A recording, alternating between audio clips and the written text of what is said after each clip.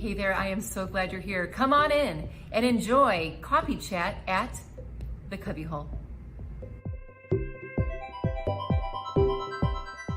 Okay, you might be thinking, coffee sounds fun, but girl, what is the Cubbyhole? The Cubbyhole was a divine little nudge on my heart, if you will, to build the space in our basement, in our home, where our friends and family could come and receive encouragement and love. And that's exactly what we've been doing.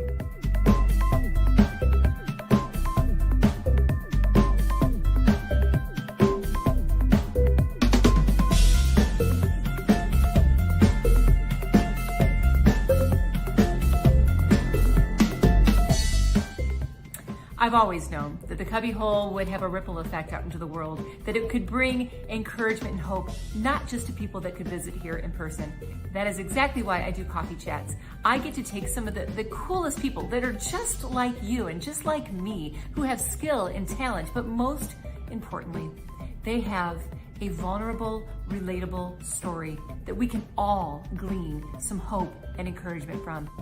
So grab a coffee, cozy up, and enjoy Coffee Chats at the Cubbyhole.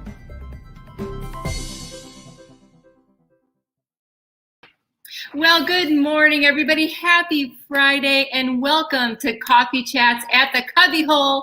I am so glad you're here. I was just sitting here listening to my trailer, which I haven't really listened to closely recently, and what I caught is what I say in that trailer is that this show is designed, the mission of this show is to bring inspiration and hope. And it's no surprise that I happen to just be tuning into that today, because that's what we're talking about today. Not only inspiration, but we're bringing you inspiration, and especially the word hope. That is the word that we are focusing on today with my special guest, Dorie McLemore. She is an incredible comedian. She has quite the story to tell. And we're going to dive into her story, and we are going to talk about, throughout the program, ways where we can lean on hope and talk about how we can, in the midst of anxiety or everything else that might be going on in your life, how we can choose to and have hope in leaning on the habit of hope through all of the trials in our life and in our world. So without further ado, I would like to bring in my beautiful friend from Texas, Dorie McLemore. Hey girl, how are you? Oh, I am so good. It's so good to be here with you, Marlo. Oh my The thing is, I wish I was there in person, for real. Like, how fun would that be right now to be at the Cubbyhole? I mean, that would be awesome. I wish I would have just got on a plane real quick and got there. This week, I actually was going through it in my head. I'm like, how could we get her here? It's if I didn't have things going on around, like before today and this weekend, I was like, that would have been so cool. But you know what? I have hope, girl. Yes. One day you're going to be here over on that stage doing a show, and we'll do a live coffee chat. Oh my gosh, that would be incredible. I am so loving what you've done with the Cubbyhole. It's just so fun that I got to see it kind of come together, and then it's awesome. Well, thank you. One day, hashtag goals. You are going to be here, and it will be so much fun. And then we'll do a live coffee chat. All right.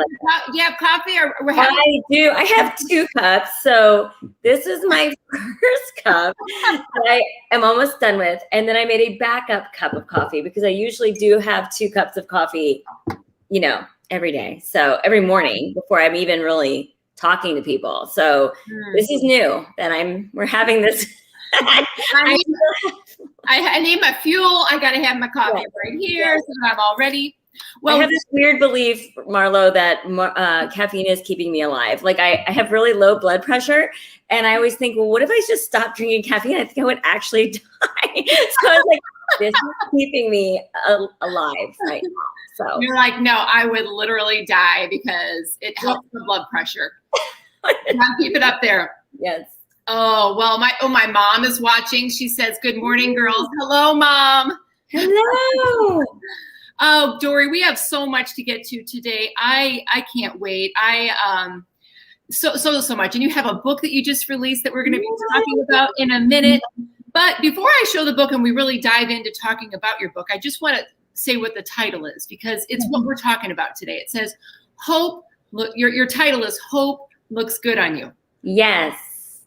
So would you just tell us, again, we're going to talk about the book later, but when did you decide in your life that you needed to pivot and start leaning on some hope? We were going to get into your story and some of the things and the trials and the pivotal moments that were shifting you. But right now, just what would you say to that? When did you pivot and say, I need to lean on hope? Oh, good question, Marlo. So in 2020, I mean, obviously we all had a rough time, but I was, I definitely, if 2020 and the pandemic, everything was a test, I failed it. And I always, like, I was so depressed. And so, because as comedians, and you know this, Marlo, we live events. I mean, that's what we do. And and I think I had a lot of my identity as a, person and, wrapped up in doing the shows and different things. And so it was devastating. And there's a lot of other things that had taken place during 2020 that made it really a rough time, obviously, for everyone. But, and I was miserable. I was riding every wave of emotion, like every circumstance, every new piece of information. It was like my emotions just kind of rode those waves. And I felt like the Lord was like tapped on my shoulder and was like, are you done with this pity party you're having? Oh, that's good. That feeling. How about you, instead of riding every wave of, all the different circumstances and letting your emotions go crazy, why don't you anchor your hope in me and see how that works out for you? And it did work out a lot better. And he said, hey, why don't you write this book that I've had in my heart to write for a long time, but I just, you just never think you have time to write a book. And everyone had a lot more time in 2020, mostly. Yeah, that excuse for all of us was out the window. I realized some of the things I didn't do during the pandemic was like, I guess I didn't want to do them because now I have time. I guess I don't really want to do that. I know. So, but then you had time and you dug in and you started writing. I know. The word that you just said, though, that just really jumped out at me was the word circumstance. Mm-hmm. And you were basing your happiness and your hope on your circumstance. And what did that look like before? What kind of circumstances would you say you were leaning on or focusing on that maybe robbed you of your hope? I mean, just anything could set it off. Anything like could produce, some sort of downward spiral or emotional basket case moments, like just anything, because, if you're looking at your circumstances to get hope, it's just not it's gonna change, and I hate change. I actually am a weird anomaly, I think, as a comedian, because I think a lot of comedians, well, first of all, a lot of them are introverted, but also isn't that is funny. Yeah. Not always funny and happy, and introverted. Very much so.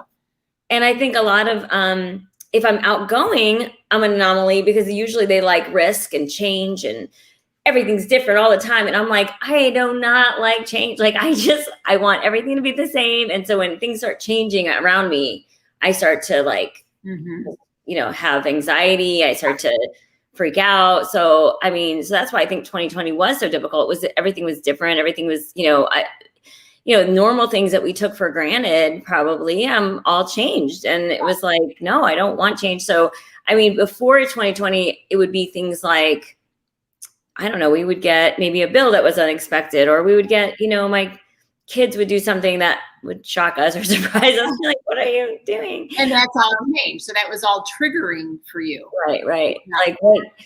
Yeah. So there was definitely just things that would, when you're putting your hope in that circumstance, it's going to fail you all the time. You're always going to be struggling with that, know. On this show, we talk a lot about our stories. Everything's anchored in our stories. We're going about our day, busy. We're doing everything as usual. And something like that for you, when change even fear. You and I talked about your fear of flying, or just different things that we go through. The trigger is from our stories. Right. You and I talked a lot about that a lot of it is based on that. And one of the things that you were discovering is just the word mistake. Like, what if I make a mistake? And there's a lot of stories in our lives that create these triggers. And that was one of them. I know that really spoke to you, that stood out for you, was the word mistake. So, right. Through the pandemic and having change, that was a trigger for you. Talk about where you think that came from. Right. Honestly, it's funny because maybe I just I'm riddled with anxiety or something, because we're going to get into that too, because we have common stories, and I can't wait to share that, because I know that viewers are going to relate. But in general, just the idea of doing it the wrong, and I think that is so relatable. We don't want to do it the wrong way, or we don't want to make a mistake. And I just loved that you shared that, because that is so relatable, and it's something that unless we uncover that, we don't even realize. Right. And I think a lot of it comes from fear of making a mistake, fear of failure, fear of and I think all of us have that origin story of just our childhood is very foundational. And I had an incredible family life. Like, I really had very supportive family members, and my parents were very loving. And but it was like, if I made a mistake, I noticed a complete shift of just, there was this, a lot of anger. I mean, we're from New Jersey, and I think but see, that's key. I love that you're from New Jersey, and that's key, though. That's what I'm saying, though, that you are the prime example. We all have our own example of something being a trigger, but if we don't identify it, it just kind of drives the bus in our life. And that was what it was. That's what it was for you, that everything around that revolved. And we'll get back to that. Because it's so powerful, the discoveries that you've made. But, as when I talk to a lot of different comedians on the show, you just said, we all have it in common that maybe we're introverted, even though we're very extroverted on the stage. We all have our stories of, not feeling so happy all the time. Life isn't happy. We don't live on a stage, we're not acting out comedy every minute of the day. Right. And you had a pivotal moment that you said you were comfortable sharing. And I can't wait to share this, because I've had these moments, and I know a lot of people have had moments like this. And that's what this show is about, is shining light on these stories that are very relatable and vulnerable to bring hope. Right. So tell us about one day you're walking through Target. It was funny. I texted you last night from Target. I'm like, that's so funny. Target. I didn't even put this together, but tell us your story. Well, it was, I love Target. I'm a big Target fan, and my husband even, at some point has been like, I should bury you there so that, we could, or bury him there. Oh, that's right. He was like, I'll bury myself there. You should bury me there, because then you'll come see me, Anyway, but I love Target. And but I was in there one day, and I was doing a lot of research about what foods to buy, like what's healthy for your family, and different, bad ingredients. And I guess I don't know why that was stressful, but so I was looking at the backs of all the labels. I was starting to, reading, and I was really getting like confused. And I have this thing where I think if I stand in an aisle too long, apparently I think everyone who's like, they have the security cameras. So I always think they're probably looking at me like, make a decision. Like, what are you doing? Anyway, but I was in there, and I started to feel like really overwhelmed. And all of a sudden the room started spinning, and I started feeling I couldn't breathe. And I just, I sat down in the middle of the aisle and just sat there and thought, I'm dying. I'm definitely dying right now. And I called my husband and told him I was dying in Target, and that he needed to come pick me up. and or my body. I don't know if it's gonna like what to do. And I said, so he said, okay, I'll come get you. And I scooted myself to the pharmacy area. So I don't know how there was no Target workers at all. Like no one noticed like this woman. It probably happens all the time. That's how people get We got another one on aisle 4. So I'm scooting myself to the pharmacy so I can get a blood oxygen monitor. I don't know why that I was like, because I thought I need to know this reading when the ambulance comes. And so I found one. I stole it, I guess, because I opened it and used it in the store. And I'm glad they come like preloaded with batteries. I don't know what. Anyway, so they know. See, they know. Girl, you're not alone. The ox monitor it's loaded with batteries just in case someone needs it in a store. Yeah. They must have this happen all the time for sure. So like someone's going to come get this blood oxygen monitor. They're going to need to know right away. Then you'd be scooting down to the battery aisle and you're like on your phone and then you're like, oh, there's a bag of chips. That'll make me feel better. And so they just want to get to it. Yeah. So I took it out and I saw on my monitor that I was alive and that there was no problem with my oxygen levels. Like they were just completely normal. Yeah. And I started to calm down a little bit, just knowing that, I wasn't like turning blue yet or anything. And so, and my husband came and got me. He's so sweet because, this isn't like new for him. Like, he's like, okay, like we're going to do, this isn't like, not that it was new. That was my first time I ever had. And what it was a panic attack. It was not, I wasn't dying. There was nothing physically wrong with me, but I was having a panic attack. And my husband, is so sweet because he, even though it was new for me, it wasn't like, a surprise, I guess. Because I get that. We're gonna unpack that. I get it. It's always a little crazy in my life. I don't know. There's always crazy things that happen, and that's why I have a book. And so, you're not alone. That's why I thought it was so powerful for you to share this. Yeah. You know how many people are going to be watching this going, okay, mine wasn't Target, mine was here, or mine was here.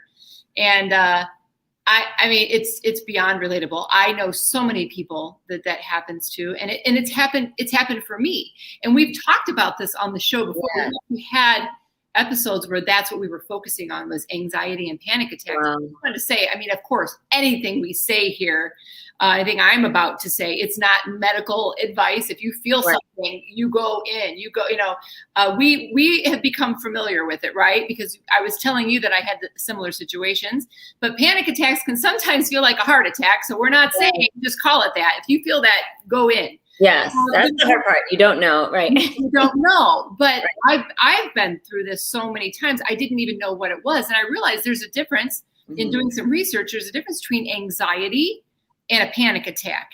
I mean, anxiety, sometimes we feel that before we go on stage. There's good and, positive, negative anxiety, or anxiety is something that, you might even need medication for. What I learned the difference is a panic attack comes on, boom, like that. Right. And once you're healthy, like for me, I've had every test you can imagine. Right. And that's why it's relatable, because David knows, and this developed at some point. I don't even remember when it developed, but it was like, mine were in IKEA. Now I realize that's what happened. Oh my God. And Kroger. IKEA is panic inducing. I just have to say, you can get lost in IKEA and it's terrifying. Like, I'm just like, I don't know where I am. The signs are like, it feels like Charlie in the Chocolate Factory in there. Like, I don't know what. I think what it was for me is the carts don't listen. Like they're like herding wild cats. I'm like, this is terrible. No, they're terrible. Like, why would you want the wheel to go all the directions? Like, we don't have cars like that. They can go just straight. Just go straight. Why do they do that at IKEA? I don't. And you know what? That time I actually went to the hospital. David called a name. I didn't know what was wrong. I had no idea. They told me at the hospital that they have more people come in from IKEA. I don't know what it is. I don't know, but I knew. I believe it. I believe that. Still then I left there without an answer. I didn't know what it was. And then this started happening. They were panic attacks. It just like, it happened one time on the highway. I ended up sitting on a stoop at CVS. Terrifying. feel like you're having a heart attack, I mean, again, go get checked. We're not saying that, but you start sweating, your heart starts racing. Yes. All that to say, you are not alone. Right. You were telling me the story how you're sitting on the floor in Target. I'm like, girl, please. I was sitting on the floor at the Kroger, right? I just walked in to get cake mix.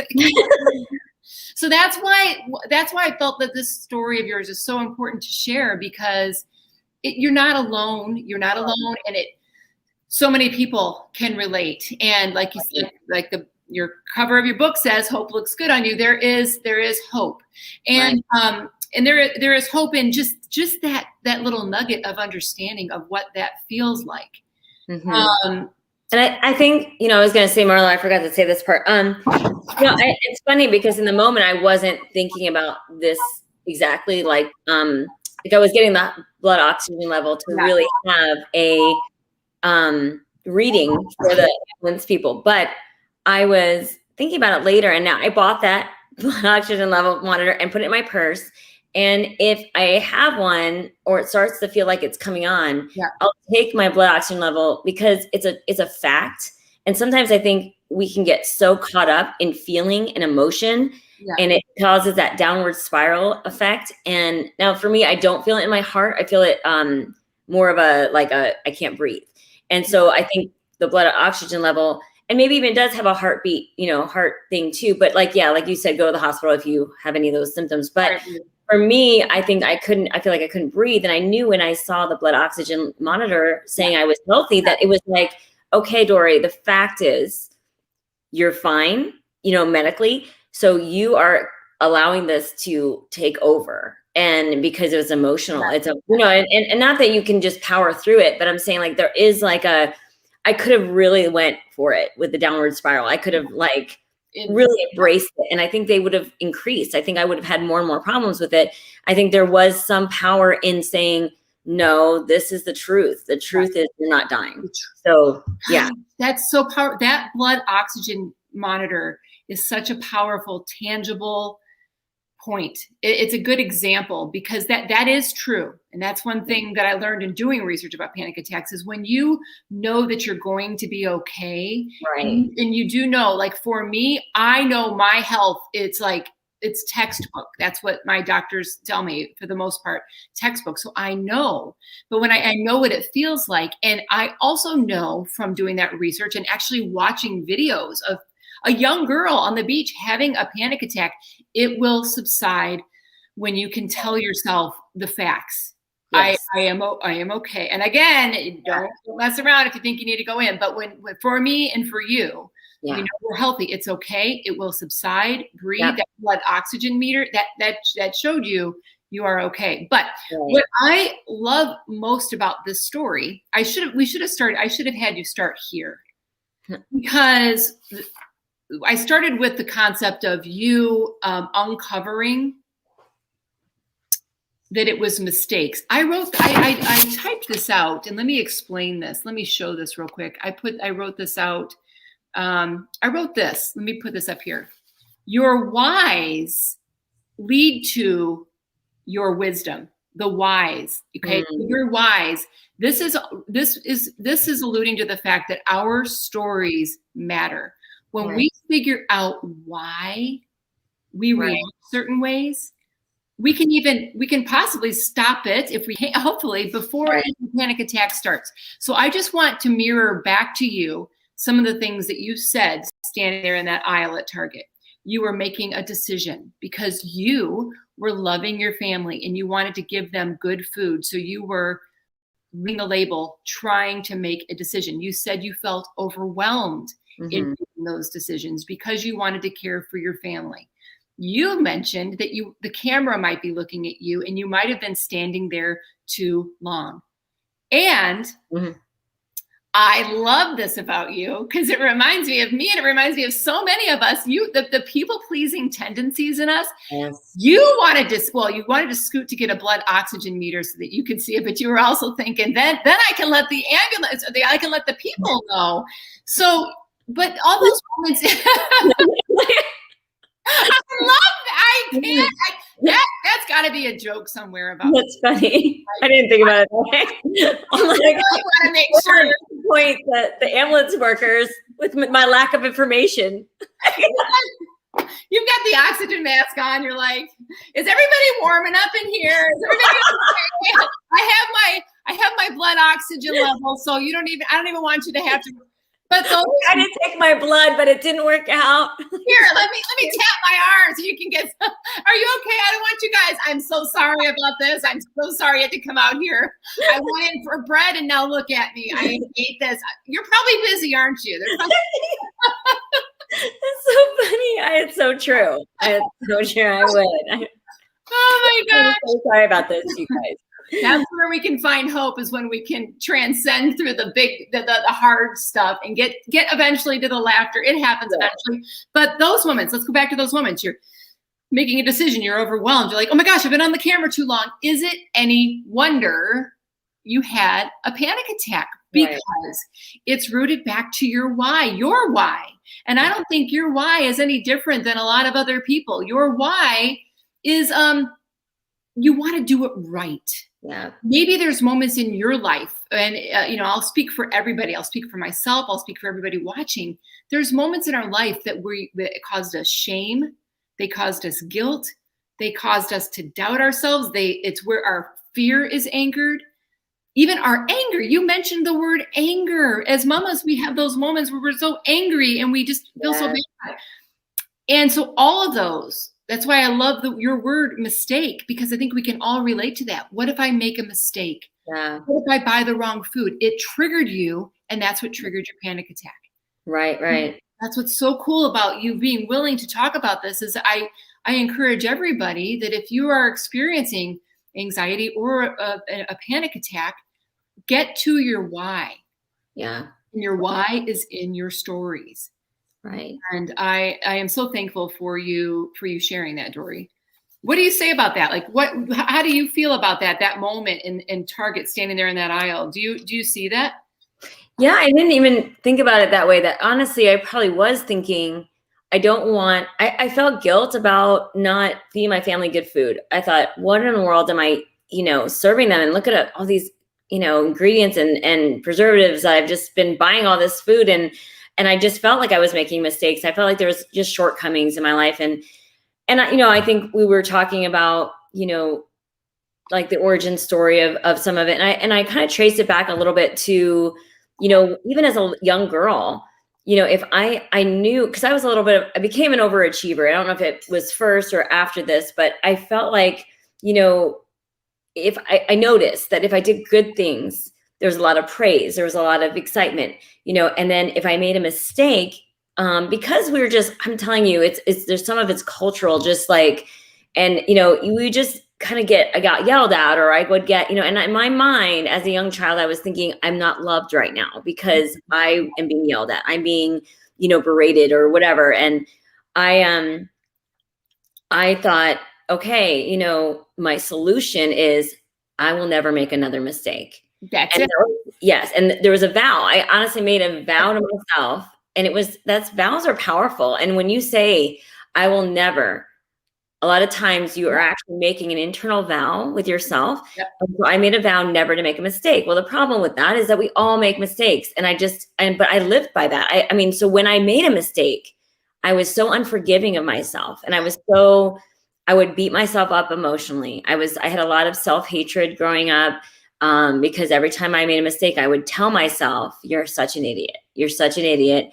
And I would end up, like, I would be made fun of at school and things like that, because I was kind of weird. Anyway, definitely weird. More. Aren't we all? I mean, and so, girl, we could talk.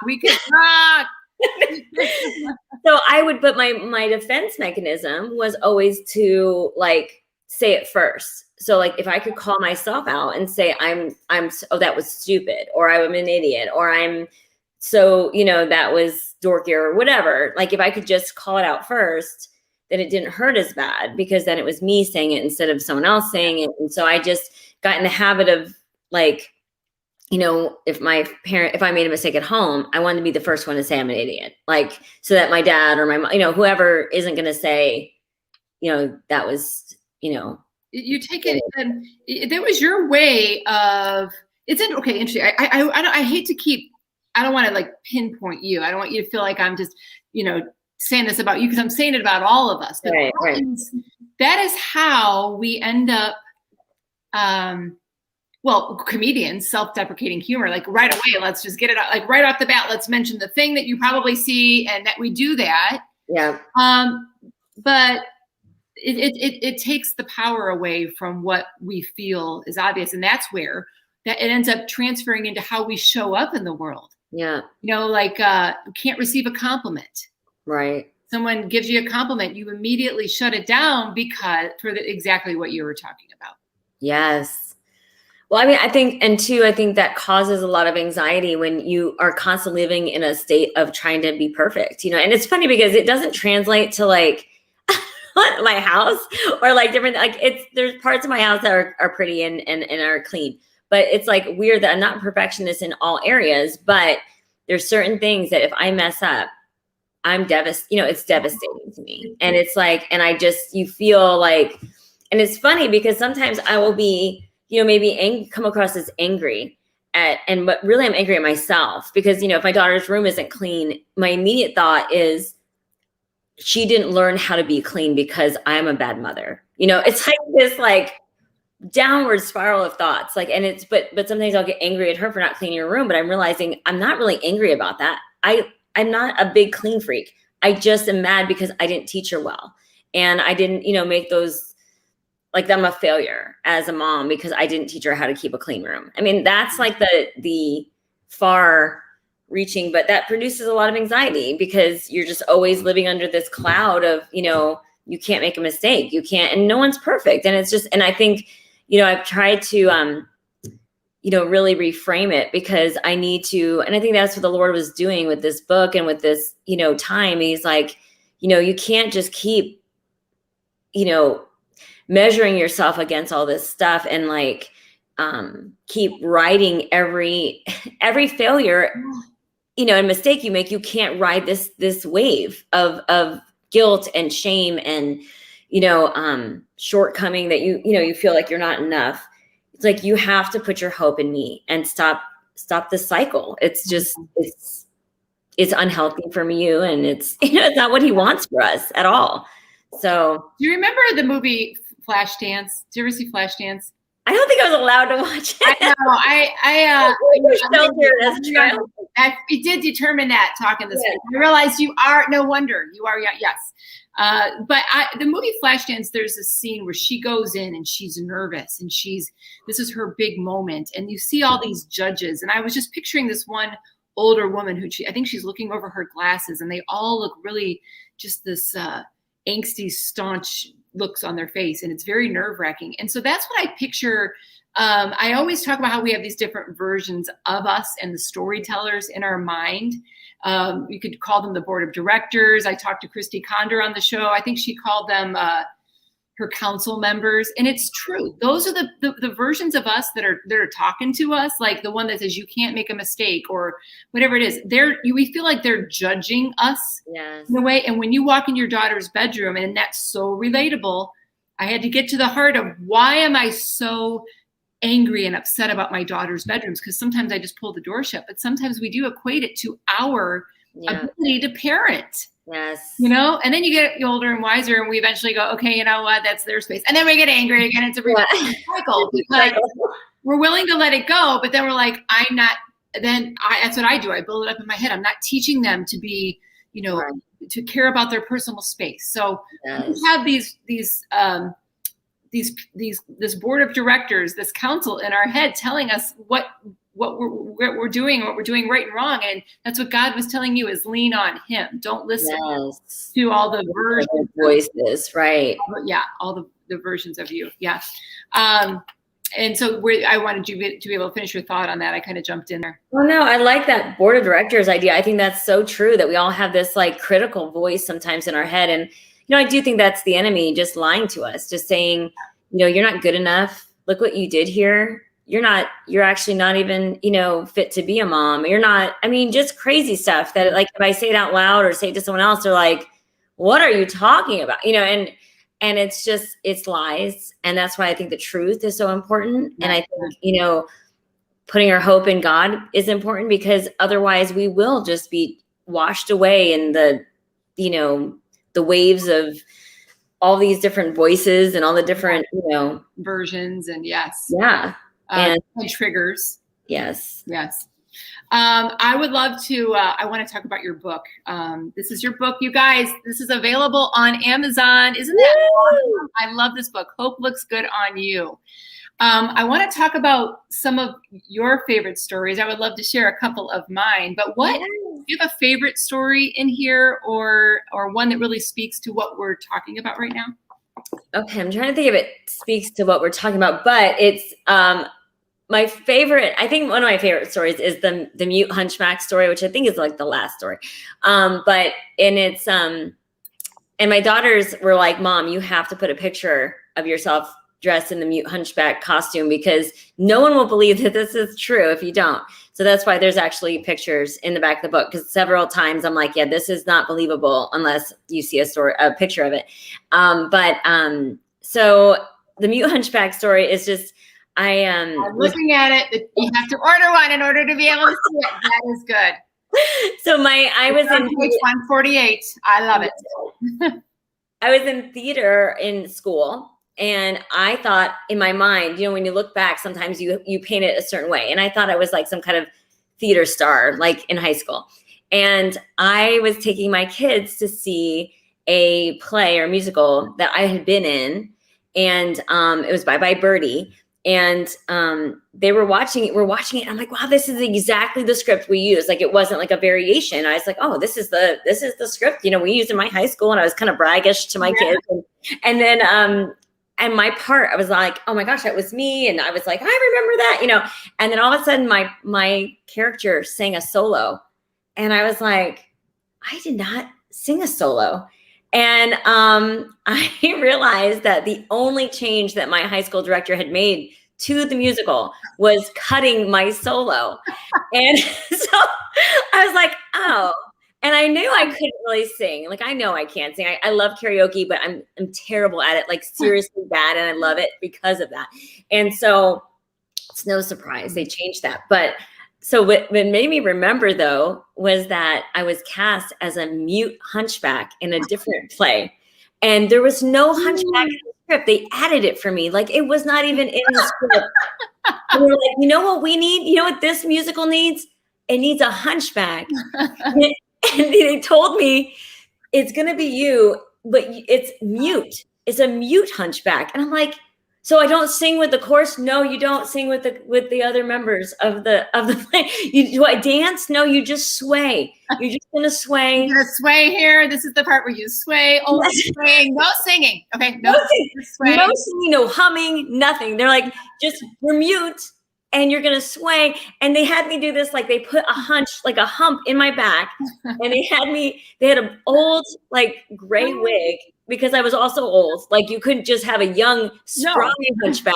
No, it was going to be It was the most flattering role you played to date. And they're like, let your arm just hang down like it's a dead arm. I mean, like, it was just like the worst, So I was thinking about that, and how, obviously not of a theater star I was, and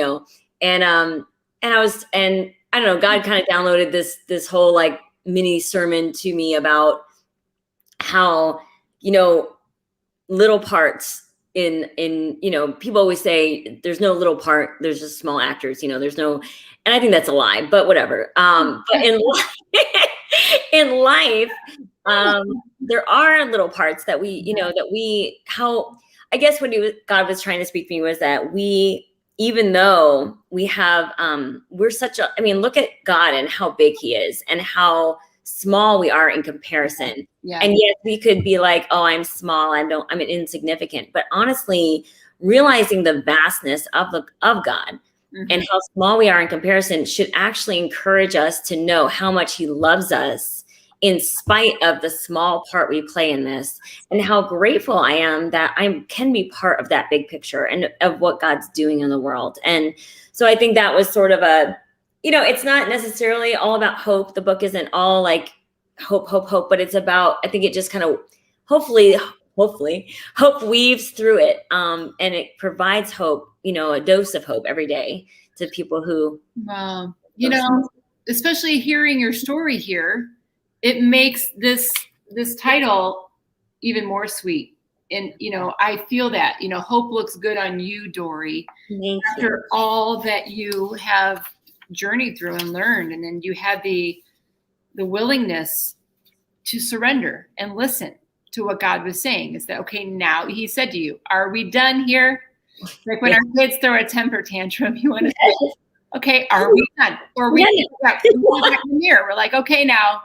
I got stuff for you to do. So you're about to be. Yeah. What's that?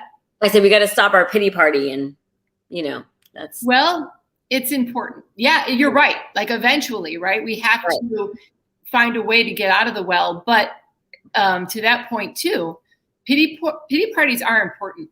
They are so important because they let us feel. And that's something that we don't get to do in this world. A lot of times people will say, oh, get over it and move on. We do need to do that.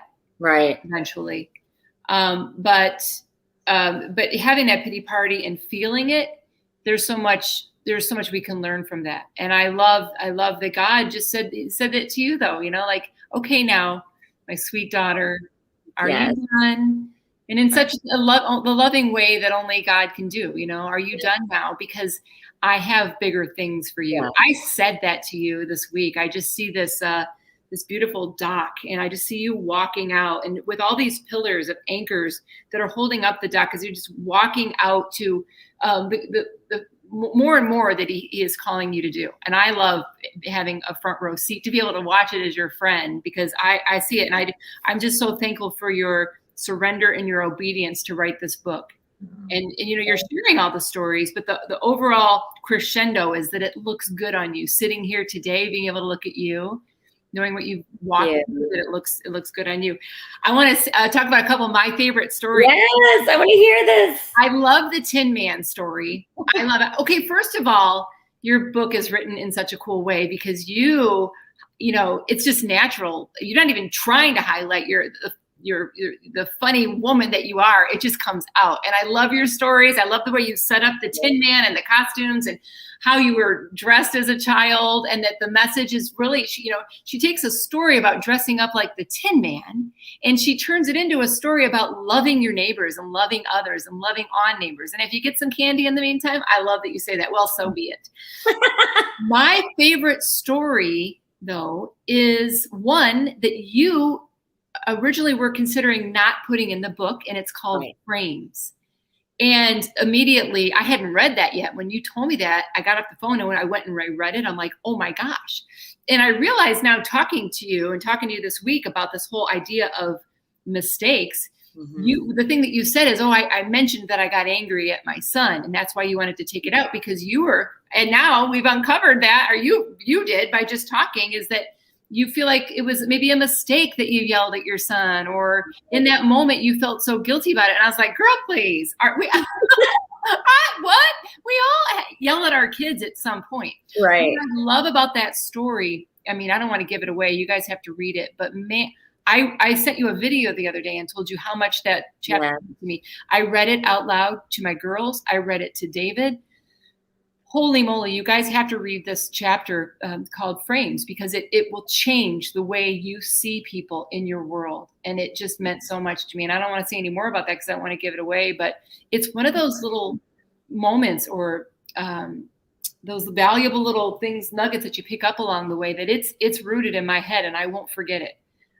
When my kids are driving me crazy, when I'm doing something that it might be annoying me, maybe not, but I look at it in a different way now. So that's good. Thank you for the work that you did with this book. I want to get into talking a little bit about your comedy career and talking about your book a little bit more, but let's have a couple clips. So I'm going to play one right now, and I'll play another one in a minute.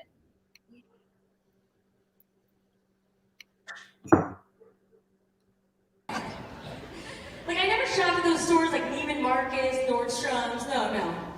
But I can bankrupt us at the Dollar Tree.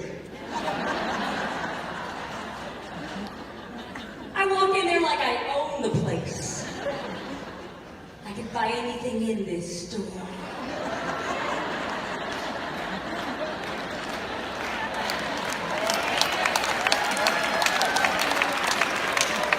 And I do. I spent $45 in there one day. Got a little worried about myself, you know. I found 45 things in here I wanted, you know. I gotta get some better taste, you know.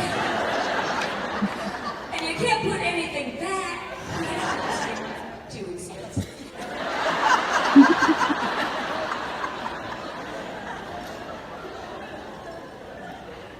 The other day, God spoke to me in the Dollar Tree.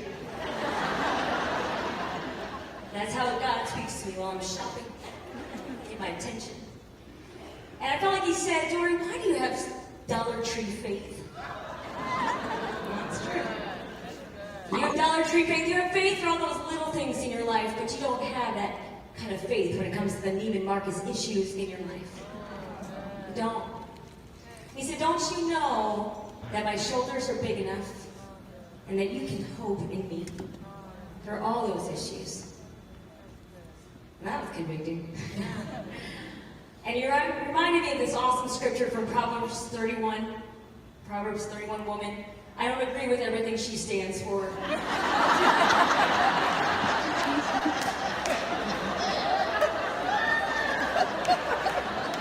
The rise and early part.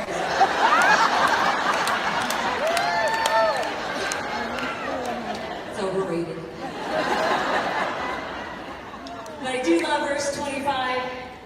It says, she clothes herself with strength and dignity, and she laughs without fear of the future. And I just believe that was my prayer for you tonight. That no matter what happens, that you know that God's shoulders are big enough, and you can hope in him. Well, if that isn't powerful, his shoulders are big enough and you can hope in him. Yeah. I love that clip. I love that clip for so many reasons. One, I mean, Dollar Tree. What? Are you kidding? My biggest hope in Dollar Tree was that my kids wouldn't it took them a while to realize that I was giving them the off-brand cereal, and then they were on to me. Look at you. I was in there for hours. I love it. You know what's funny? $45 was super, I was like, I'm so lying because it's way more than that. It's not even, but I didn't think anyone would believe me if I said 75, I'm like, what in the world did I do in here? That was $75. I mean, I just can't even comprehend that I did that, but you really can't put anything back. You're already at the register. You should have counted before you got there, or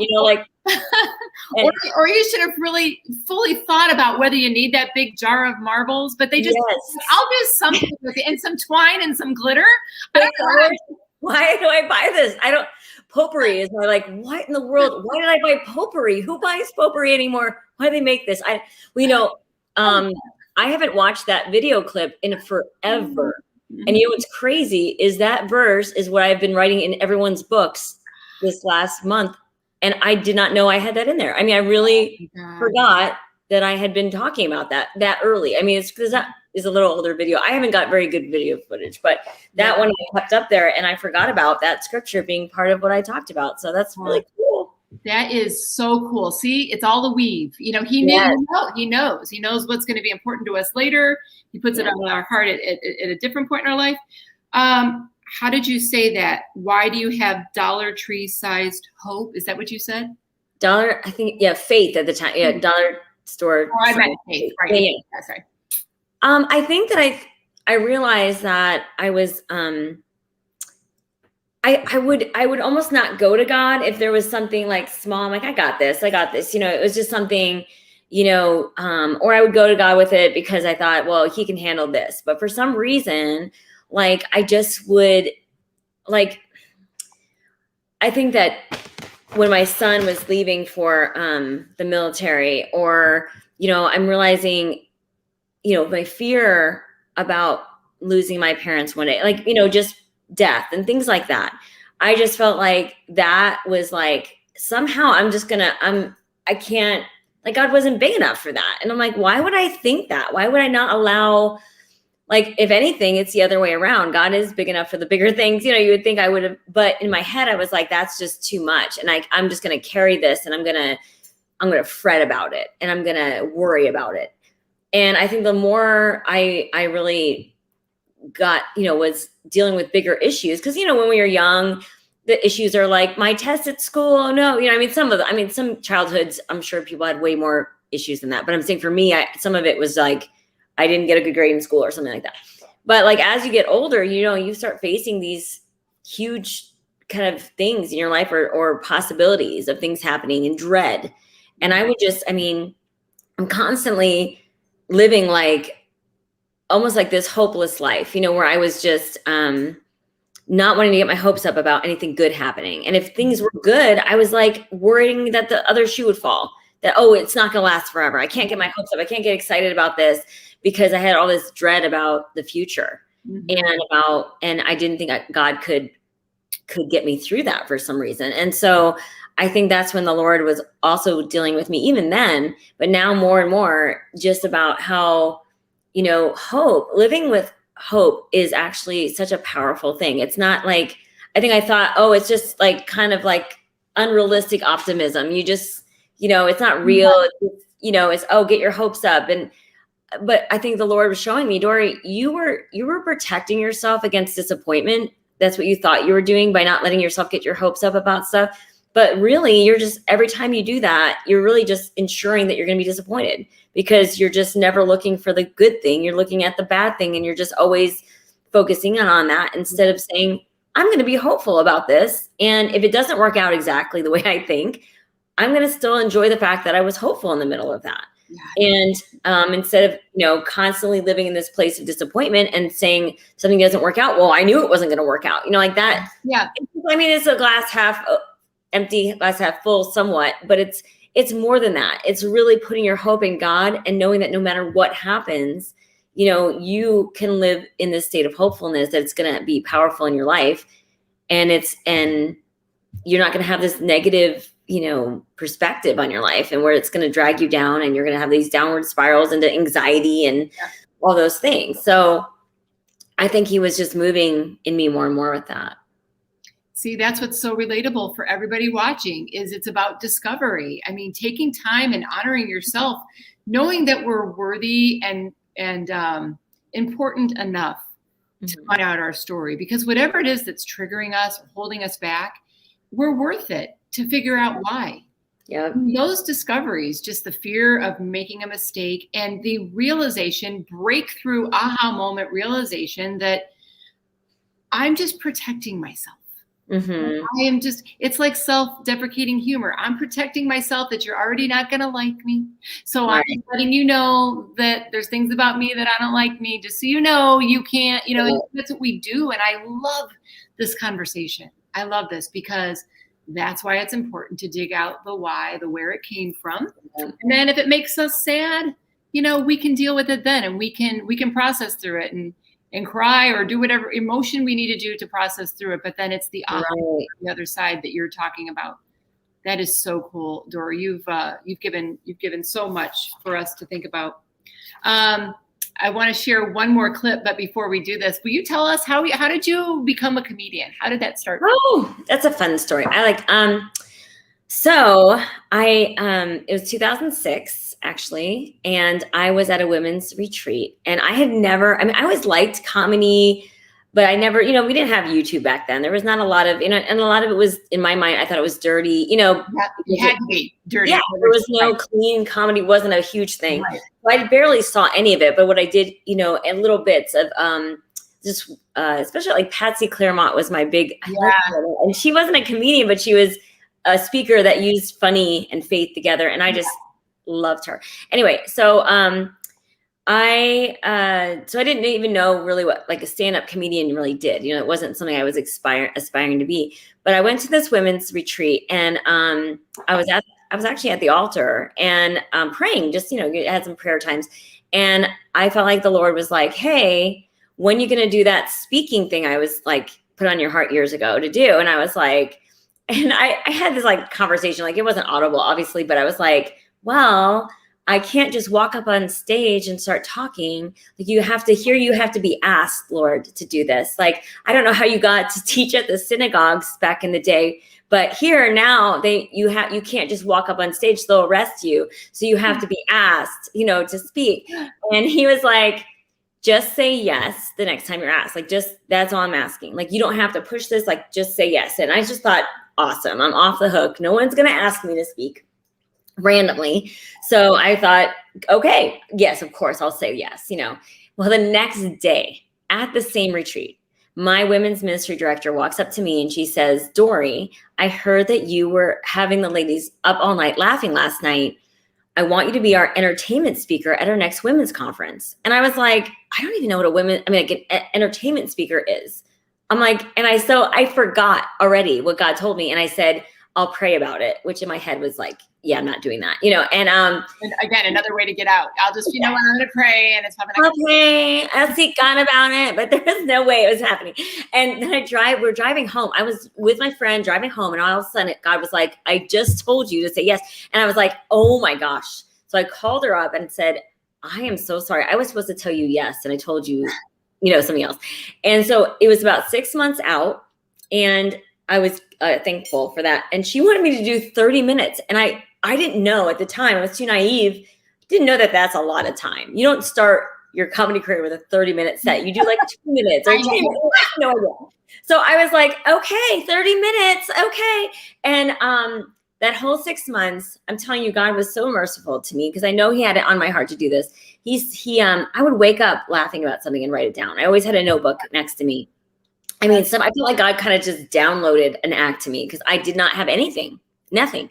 And I never practiced. Oh, I went on stage. Yeah. I practiced probably at home, but I'm saying I didn't have any audiences before that. That was my first time on stage.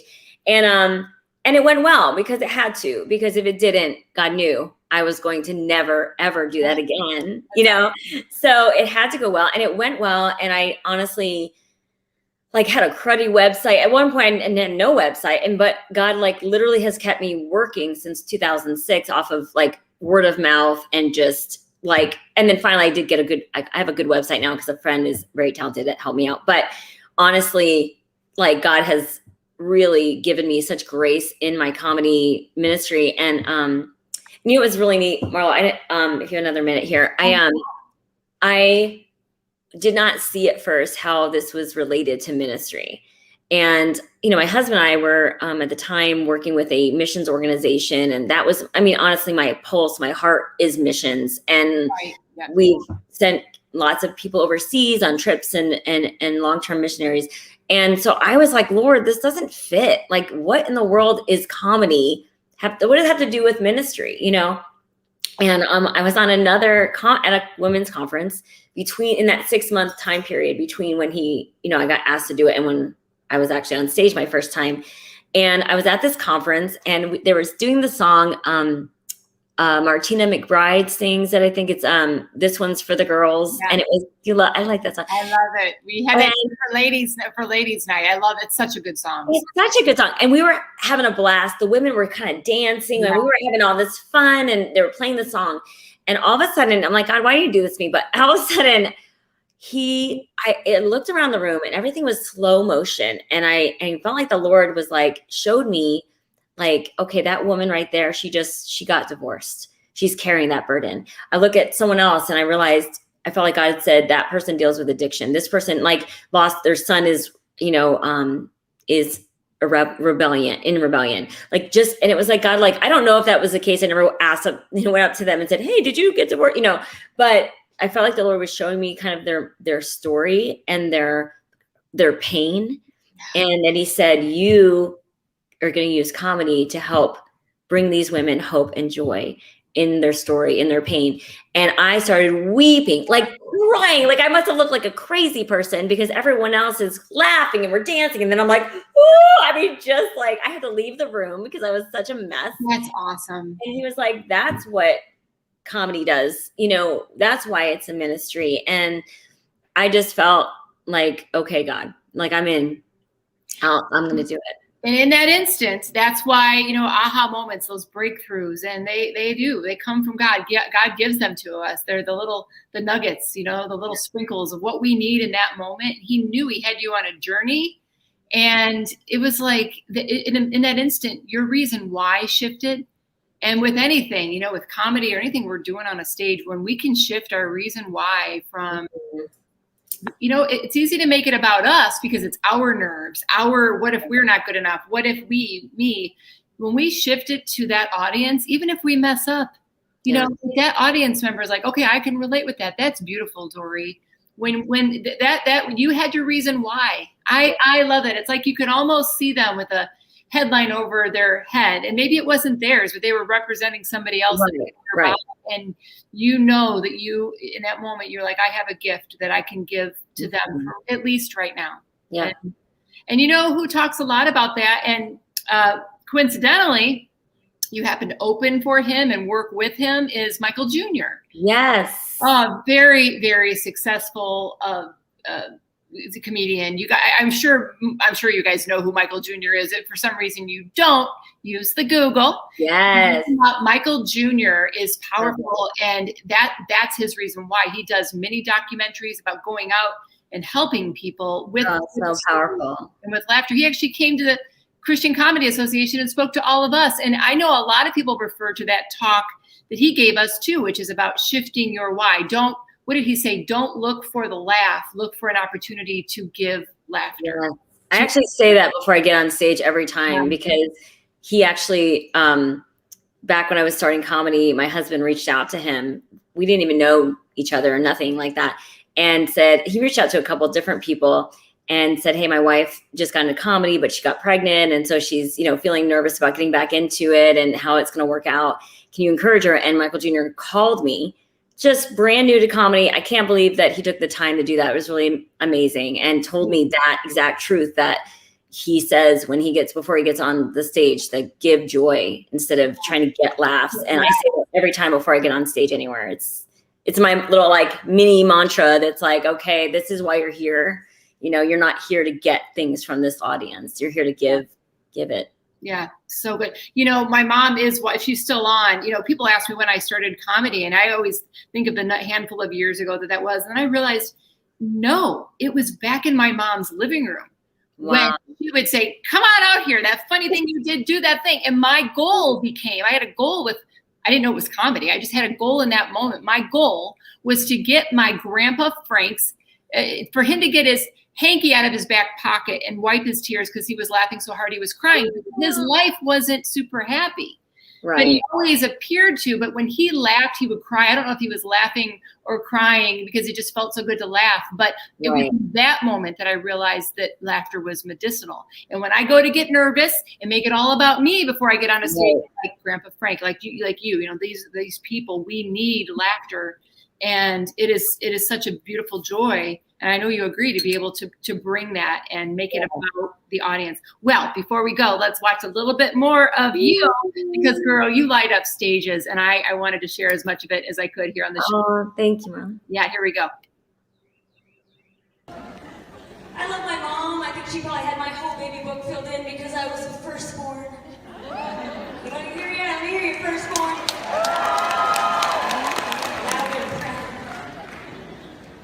I love my mom, but she was a mispronouncer. Anybody know any of these people? They're shopping at the Home Depot.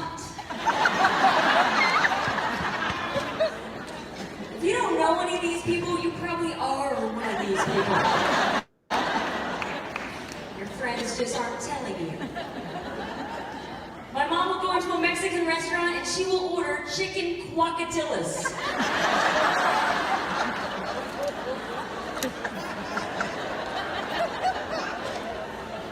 The waiter looks a little confused. She'll say, cheese and chicken on tortillas.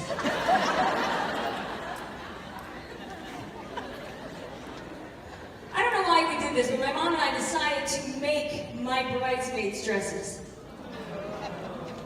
What better time to learn how to sew?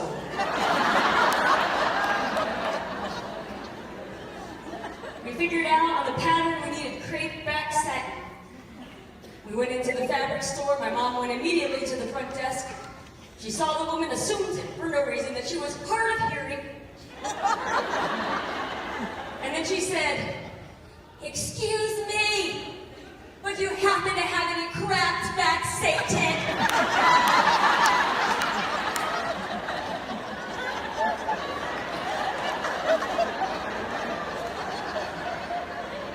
I'm like, "Mom, I don't think they use the word cracked to describe anything in this store. And they don't name fabric after the devil. Can we have some demonic lace with that?" We left her with the ugliest fabric. Oh my gosh, so funny. I love your comedy. You know what I love? It's every day. It's everyday stuff. Yes. You know, you have that file of everyday stuff, and girl, you are so funny. I'm so thank you. Isn't it fun to see how God works and how he brings it all full circle, and you get to go, okay, that's why that happened. So a couple more things before we go. I just want to give a few hows. I want to bring it all together on what we've talked about. So some of the hows we're feeling. The idea today was to develop a habit of hope. Yes. In the adversity. And I like to say that the goal is to close the gap between adversity and peace. You know, sometimes that we have the adversity over here and the peace doesn't come until a long time later, but we can close that gap and lean on that habit of hope. Yeah. In the anxiety, in the panic attack, all of it. Well, what would you say? What are some of the key points you would say in the how, what to do when you're feeling hopeless? Yes. So I wrote down a couple of things, but I think it's so funny. I had a popsicle that I was saving and it has melted. Oh shoot, mine are too. We're gonna get to that. But so that's funny all in itself. Is it on your notes? Yeah. Okay. I'm gonna take a picture. Well, okay, that'll be a fun picture. I'm gonna love my notes are. Brian. Hey Brian, bring another popsicle. So Brian. I think that was our last one. Oh, that's so. But Brian, we need another popsicle. Okay, so here I am covering my notes, but it's making them very pretty. And so I said just that I think a big tip. It's for me a strategy on how to really defeat hope for me and to develop that habit of hope. I think that my biggest a lot of anxiety hits me in the morning. I wake up feeling a complete, sometimes it's hard to get out of bed in the morning because I'll start to feel all these thoughts just barraging me and berating, or I'm barraging. Is that right? Okay. A lot of thoughts. All of it. All the thoughts. And so I will wake up just feeling so heavy on my chest, and this heaviness it's a horrible feeling. It's just a weight. And so I started doing this thing because, when that happens, sometimes it's a spiraling effect. It's a downward spiral, and you start to entertain those thoughts, and it feeds itself, and they're lies. A lot of them are lies. Some of it's true stuff. Some of it's always mixed in a little bit of truth with it. And because it's a real fear of just, some things are real. But I started saying, I'm not going to allow myself, the morning is not a good time for me to have these thoughts. They're not productive because I'm not going to get up and do anything about them right now. So all it is doing is causing me stress and anxiety. And so I won't one of the devotionals actually is called Whack-A-Mole. And God gave me this picture of the Whack-A-Mole game at those carnivals and stuff where you would, the moles pop up and you hit them. And I felt like the Lord said, Dorie, these are fear moles. These are moles of anxiety.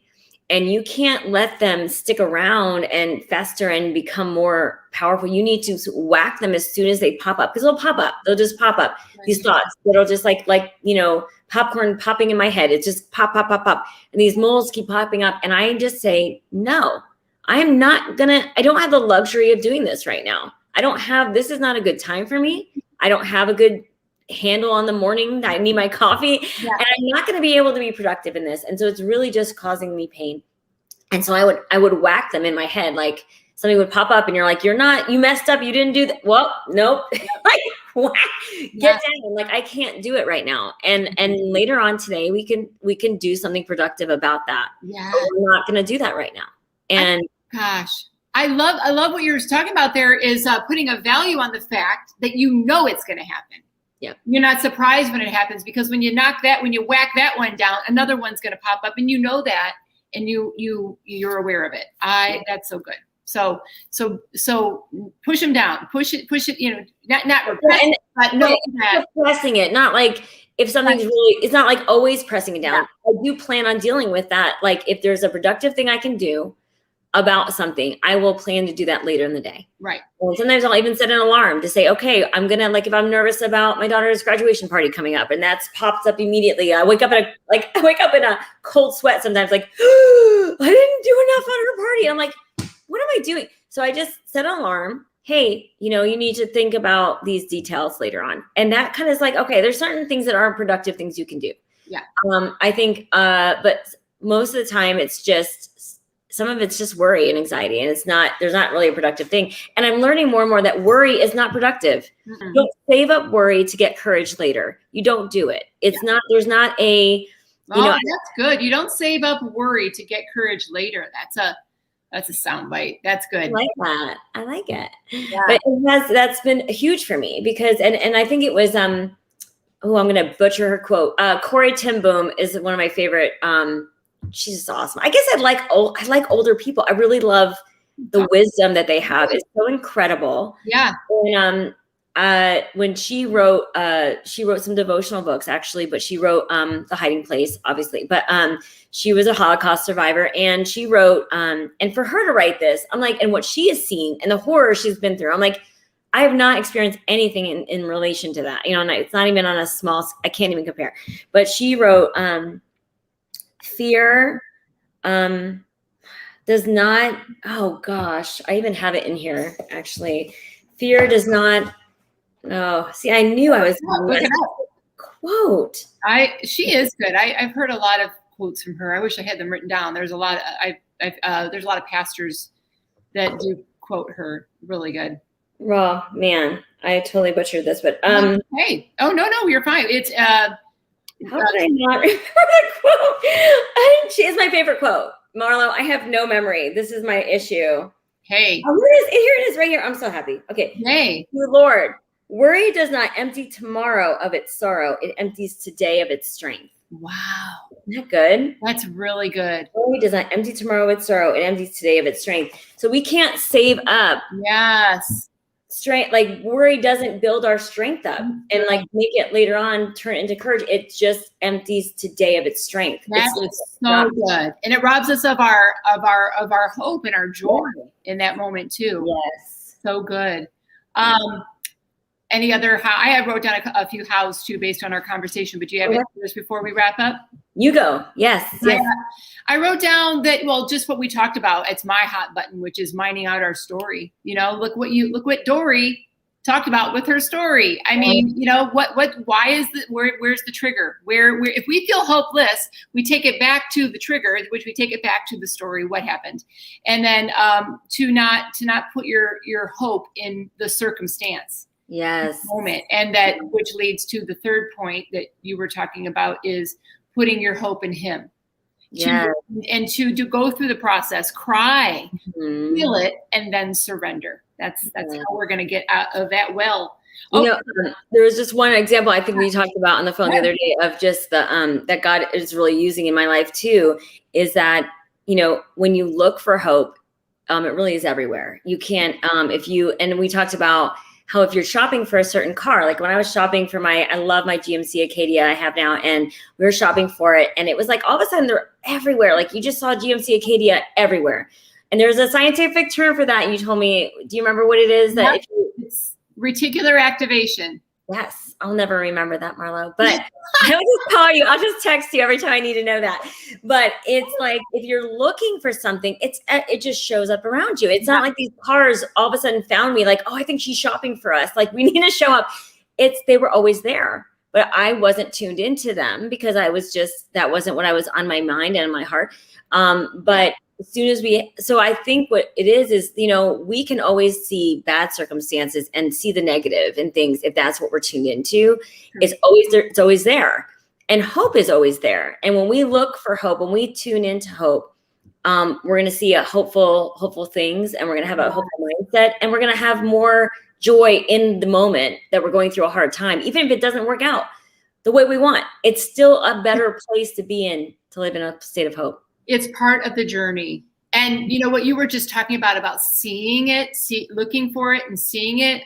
Just quickly, I saw something on Facebook that I'm going to use this. There was a mom that told her 2 kids to go for a walk, and she gave them a rock and a dum-dum sucker. They needed to eat the sucker, put the sucker in their mouth, and they needed to put the rock in their shoe and walk down the street and come back. And when they walked down the street and came back, all they talked about is how much their foot hurt with the rock in it, but they never mentioned how great the sucker tasted, which I get that. Like, we're going to talk about our pain, but it is also when that beauty is right in front of us too, to even give it a credit and to notice it and to mention that as well. I know it's hard in the moment, but we can get caught up on the things that are going wrong, and there's always hope and something sweet and beautiful. Right. Speaking of sweet things, I love the cover of your book. You're eating a ice cream bar. Yes. I love that. So by the way, if you guys want this book, you can find it on Amazon. But I brought these for everybody. Look, my popsicles are, hold up your popsicle. Oh, hold up your popsicle there, Dorie. I want to know what's your favorite color popsicle? I want to know. You may be watching this in the replay, but everybody has a favorite. So smile. Is it this one? Let's put it in the picture more. I'm going to take a picture later. I love it. This is what I brought. So you eat your ice cream. Okay. Not mine. So where's yours? Because this is I would rather have ice cream too. I have ice cream somewhere in the house, I think. So I'm gonna find it. Oh my gosh. Oh my God. So I should awesome. not have gotten started. I love that. So I want to give you the last word before I say bye to you, and I close up the end of the show. Okay. That was Wow. Well, okay. I did want to say that if they want to check out the book on my website, there's actually a free 3-day devotional on there, just so that I don't like to sell things, basically, but it's free 3-day devotional at doriecomedy.com. And I forgot to tell you about that, Marlo, and because I think it's worth infusing hope in your everyday life. And I think that's, I think starting the day in a place of joy is so important. Like this is what I could say, is that I am so careful about what I put in my heart and mind in the morning, because that's the tone of the day. And so I do a devotional of some sort. And I even tell my husband, I don't want to hear about the news. I don't want to hear about stuff going on, even in the family. Sometimes, unless it's an emergency, I don't want to know about it until I have set my heart in a hopeful place. Yeah. And so I will take a devotional, and I'm reading some really good ones, and or the Bible app has some amazing ones as well. And then there's also that free 3-day devotional on doriecomedy.com that they can check out or get the book or whatever. But it's a good morning thing to do to set your heart already on the Lord and on hope. So good. You're so wise. Your story is so powerful. And I am so thankful for the time that you spent here with us. Thank you. I've been so honored to be here. Oh, gosh. Well, thank you for joining me. Hold on one sec. We'll chat a little bit more, but I'll say goodbye for now. Okay. Bye, Dorie. Oh man, I love her so much. Hope looks good on you and all y'all. It does. We get to hope for the hope that's in all of our stories. And that's what it's about today, is mining out your story and figuring out what it is that's triggering you and leaving you with a feeling of, maybe it's fear or doubt or guilt or worry, whatever it is. But the beauty and the hope in it all is that we can put our finger on it. And when you trust in Jesus to help you, to be able to put on that backpack of faith, not to oversimplify it, but when we can surrender that and say, I need some help here. We have church in our heart. It's wonderful to go to a building. It's wonderful to have fellowship with other people, but we can have those moments right there in the car when we just need to surrender it all and say, I am not feeling hope right now. Jesus, please help me now.